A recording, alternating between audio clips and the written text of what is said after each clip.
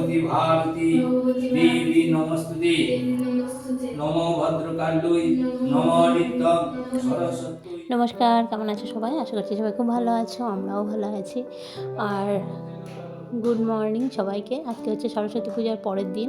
তো পরের দিন সকালে ছাদে চলে এসেছি। সকাল সকাল বাড়িতে পুজো হয়ে গেছে, ছাদে এসেছি, এখানেও পুজো করে দিল বাবা। আর এরপরেই হচ্ছে পান্তা ভাত, আমাদের কালকের ভাত ঠান্ডা খাওয়া, যেহেতু আজকে শীতলা ষষ্ঠী, তো ঠান্ডা খেতে হয় আমাদের সবাইকে। তো কালকে যা যা রান্না করে রেখেছিলাম সেগুলোই আজকে খাওয়া দাওয়া হবে আর কি। তো খাওয়া দাওয়া করে নিয়ে চলে যাবো মেয়েকে, ওর গানের কম্পিটিশান আছে, সেখানে নিয়ে যাচ্ছি এখন।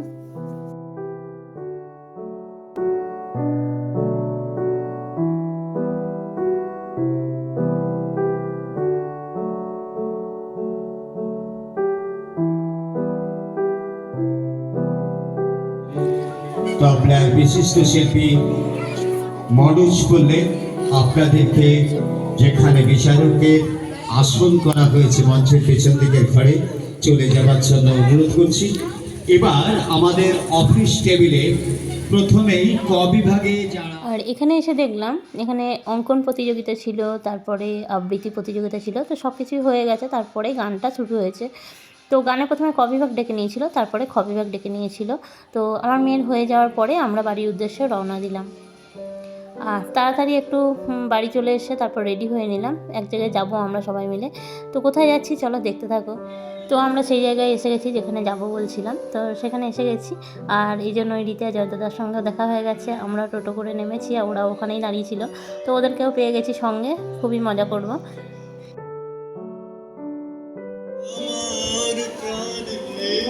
আর আমরা মেলার মধ্যে ঢুকে গেছি, আর এখানে হচ্ছে জলের একটা শো দেখাচ্ছে, চলো দেখে নাও। দেবভূমি কেদারনাথ।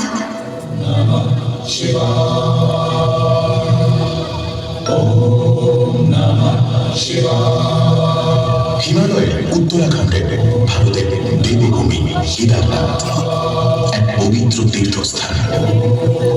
প্রতি বছর লক্ষ লক্ষ তীর্থযাত্রী এখানে আসে তীর্থ করতে, প্রাণীর আনন্দে ভ্রমণ করতে।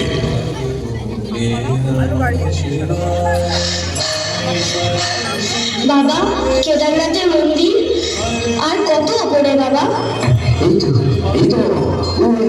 দেখা যাচ্ছে। আর একটু উঠে মন্দির, বাবার মন্দির। চলো চলো। আর একটু উপরে উঠলে আমার শিব ঠাকুরকে দেখতে পাবো? হ্যাঁ বাবা, আর একটু উপরে উঠেই দেখতে পাবো শিব ঠাকুরকে। চলো জয় বাবা কেদারনাথ, জয় বাবা কেদারনাথ, জয় বাবা কেদারনাথ।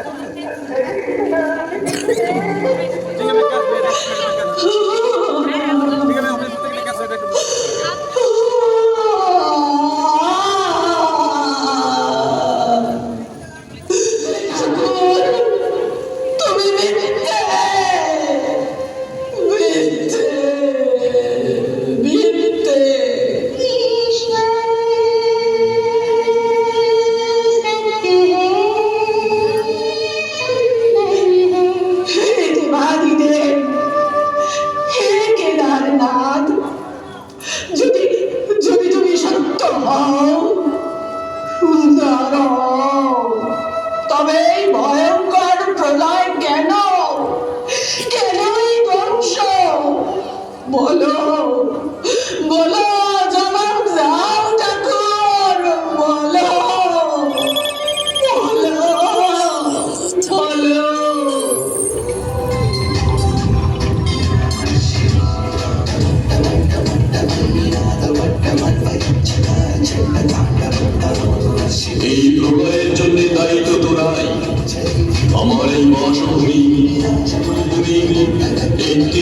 অবস্থান, তোদের কাছে এখন তো শুধুই কেন্দ্র। তোদের সীমাহীন চাহিদা, লোভ, লালসা, ঔদ্ধত্যই এর জন্য দায়ী। প্রকৃতির উপর তোদের সীমাহীন অত্যাচারী একদিন মহাপ্রলয় ডেকে আনবে। তোদের অজ্ঞানতার জন্য এই পৃথিবী ধ্বংস হয়ে যাবে। যদি তোদের পৃথিবীকে বাঁচাতে চাস, তাহলে তোরা দেবী সরস্বতীর আরাধনা কর।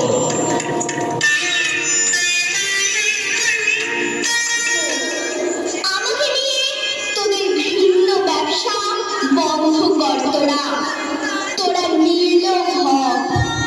তোরা স্বামী বিবেকানন্দের স্বদেশ মন্ত্রে দীক্ষিত হ। তোরা প্রকৃত বিদ্যা অর্জন কর, প্রকৃত জ্ঞান অর্জন কর। তোরা প্রকৃত মানুষ হ। আর আজকের শোটা কেমন লাগলো অবশ্যই কমেন্ট করে জানিও। আর এইটা হচ্ছে মা সরস্বতী। আমি কোনো দিন আসিনি, এতদিন এখানে আছি, কিন্তু জলের ঠাকুর বলে আজকেই প্রথম আমি জলের ঠাকুর দেখলাম আর তোমাদের সঙ্গে শেয়ার করলাম।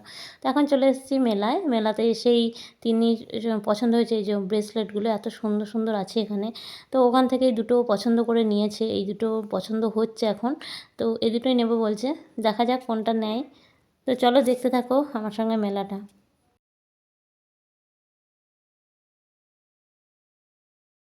আর এই দোকানটায় চলে এলাম। এখানে দেখো 90 টাকা করে পাঁচ বালিশ, আর ওদিকে 200 টাকা করে নাইটি, হাউস কোট, এগুলো দেখে একবার দোকানটায় ঢুকলাম। তো পাঁচ বালিশগুলো ভালোই ছিল, কিন্তু কুর্তি নয়, নাইটি, তারপর হাউস কোট, এগুলোর মানে এটা কাপড়টা অতটা ভালো ছিল না, সেই জন্য পছন্দ হলো না। দেখছিলাম নেবো করেই, কিন্তু পছন্দ হলো না বলে আবার ওই দোকানটা থেকে বেরিয়ে এলাম আমরা। হাউস কোটটা বেশ ভালো লাগছিল, কিন্তু কাপড়টা একদমই ভালো নয়, তো সেই জন্য আমরা ওখান থেকে চলে এলাম। আর এই দোকানে সব কিছুই ছিল, নাইটি, হাউস কোট, তারপর কুর্তি, তারপরে বেডশিট, এগুলো সবই ছিল। আর পাশের দোকানটা ছিল কার্পেট আর পাপোশ। তো এগুলো বেশ ভালো ভালো ডিজাইন ছিল। ভেবেছিলাম পরে এদিকে এসে একটা নিয়ে যাবো, মানে তিন্নির খুব খিদে পেয়েছিল, তো ও বলছিল খেয়ে আবার এখানে আসবো। এই যে পাপোশগুলো বেশ সুন্দর সুন্দর। তো তিন্নির খিদে পেয়েছে বলে আমরা ওখান থেকে বেরিয়ে এলাম। ওখান থেকে এসে ফুচকার দোকানে প্রথমেই ওরা ফুচকা খেয়ে নিচ্ছে, আমরা খাবো না বলে আমরা সাইডে দাঁড়িয়েছিলাম। আর তিন্নি তো ফুচকা দেখলে খেতেই হবে। তো সেখান থেকে চলে এলাম আমার ফুল গাছ। তো জানোই ফুল গাছটা কেমন পছন্দ আমার, তো সেই জন্য ফুল দুটো আমি এরকম চয়েস করে নিয়ে নিচ্ছিলাম। তো মেলাতে এই দুটো প্রচুর ভিড় ছিল, আর আমি তোমাদেরকে দেখাতে পারছিলাম না কী কী নিচ্ছি না নিচ্ছি। তো বাড়ি গিয়ে আমি তোমাদের সঙ্গে সবটাই শেয়ার করবো। তো ওখান থেকে চলে এলাম তন্দুরি চায়ের দোকানে। এটা হচ্ছে তন্দুরি চা, আর চাটা এত ভালো ছিল আমি তোমাদেরকে বলে বোঝাতে পারবো না, মানে তোমরা না খেলে বুঝতে পারবে না যে এই তন্দুরি চায়ের টেস্ট। আর আমি যেহেতু মেলাতে কিছুই খাইনি বলে তন্দুরি চাটাই নিয়েছিলাম। আর একটা চায়ের ভাঁড়ের পিস ছিল 40 টাকা, আর খেতেও খুবই অসাধারণ ছিল। আর একবার খেলে মনে হয় যেন বারবার তন্দুরি চাটা খায়। আর বানানোর স্টাইলটাও কিন্তু দারুণ, আমার খুব সুন্দর লেগেছে। তো মেলার মধ্যে সবচেয়ে ভালো লেগেছে আমার তন্দুরি চাটা।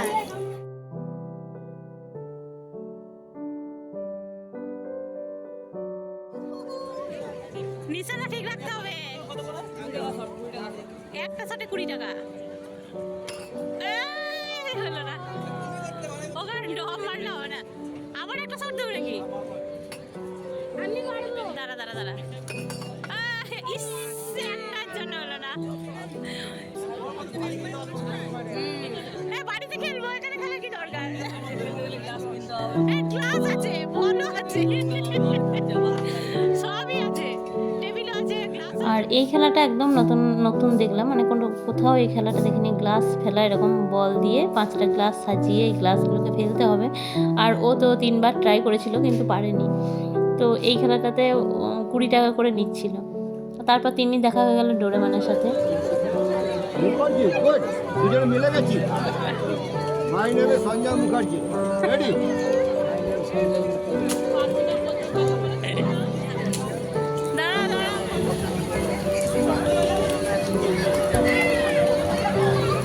ওর এইটাই ভালো লাগছে। যা ঘোর।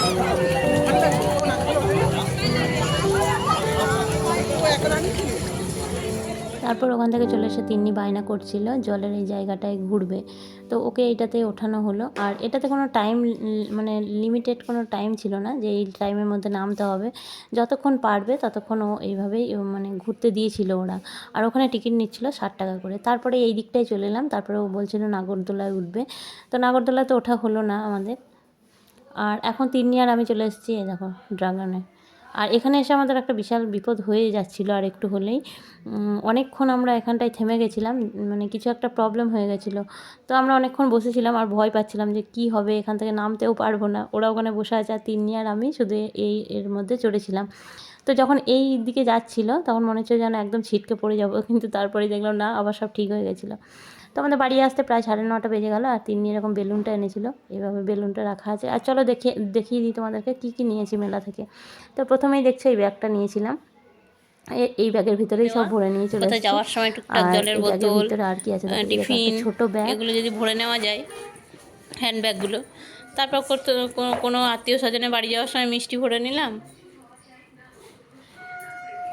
ভালো লাগে এগুলো বেশ দেখতে ব্যাগটা।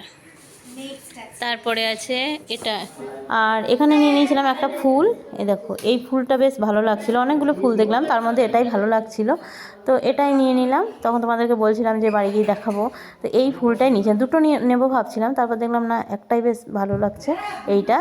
আর অনেকগুলো আছে আমার বাড়িতে, তো সেই জন্য একটাই নিয়ে নিলাম। তো দুটো ব্যাগ।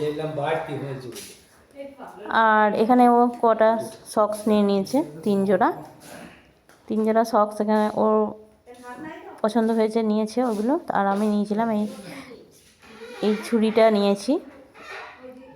আমার কাছে যে ছুরিগুলো আছে ওগুলো অনেকটাই ছোট ছিল, আর এটা বেশ দেখে মনে হলো ধার হবে, ভালো হবে, তো এটা নিয়ে নিলাম।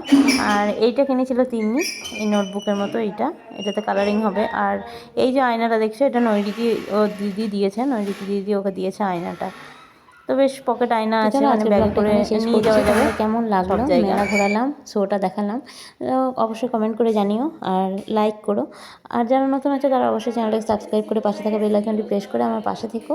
সবাইকে অনেক অনেক ধন্যবাদ। দেখা হচ্ছে পরের ব্লগে, ততক্ষণের জন্য সবাই ভালো থেকো, সুস্থ থেকো। Good night.